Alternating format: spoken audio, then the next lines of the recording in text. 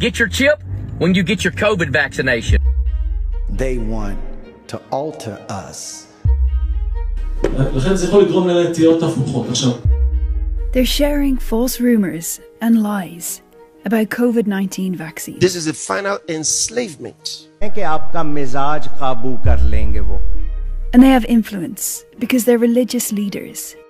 I look at anti-vaccine content all day, every day. My name is Kalina Kultai. So these figureheads who have a large platform, ties, are often respected, and they also have the cultural competency to understand what is important, what are the values, what is necessary to make that information powerful and resonate. It's a minority spreading these false messages. Most leaders in every faith are trying to do the opposite. The vaccine is a gift of hope. But when religious leaders spread wrong information about vaccines, it can be powerful. In India, this man suggests the vaccine is an international conspiracy to feed cow's blood to Hindus. But there's no cow's blood in COVID-19 vaccines. A Greek Orthodox bishop says slaughtered fetuses are used to make vaccines. But this emotive language is extremely misleading. There were 2 fetuses aborted in the 1960s that are used to produce a cell line that's still used today in the process of making deactivated virus that goes into the vaccine. But that does not mean that they're taking aborted babies and putting it in your vaccines. In Israel, a rabbi claims the vaccine will make you gay, which is nonsensical. All those claiming to be saved. And in the US, some evangelical Christians are debating whether vaccines are the mark of the beast, a sign of the devil and the end of times. I think it's difficult for social media companies to figure out where is the appropriate moderation limit when it comes to religious content. Even when negative messages aren't necessarily false, they can have a big impact. Sitting in London, I received this message from a friend in Nigeria.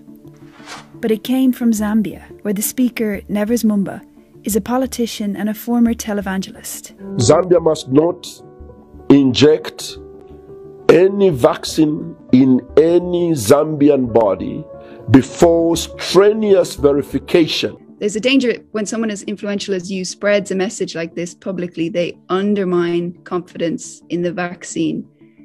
Why did you feel the need to make this statement publicly?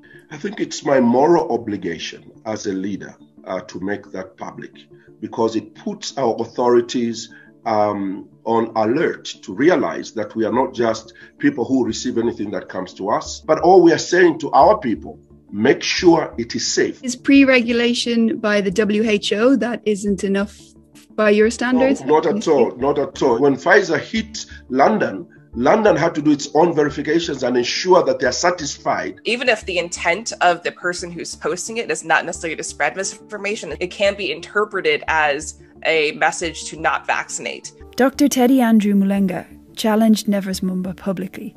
I asked him why. For us here, pastors, they have huge followings. And whatever they say is taken as gospel truth. He believes that Zambia, like other countries have done, should trust the WHO's rigorous pre-regulation to get the vaccine quickly.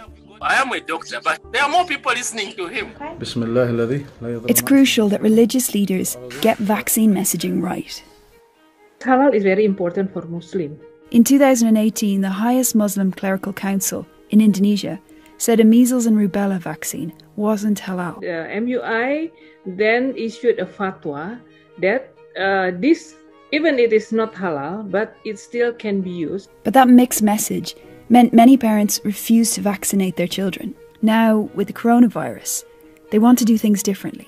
They put out a fatwa saying the COVID-19 vaccine from Sinovac is halal before the rollout in Indonesia began. I think it's incredibly important for religious leaders to spread accurate and up-to-date information about vaccines and making sure that that information that they're spreading is relevant to their congregations. Because a delay in vaccinating means more lives lost. We need the vaccine. We need people to buy in.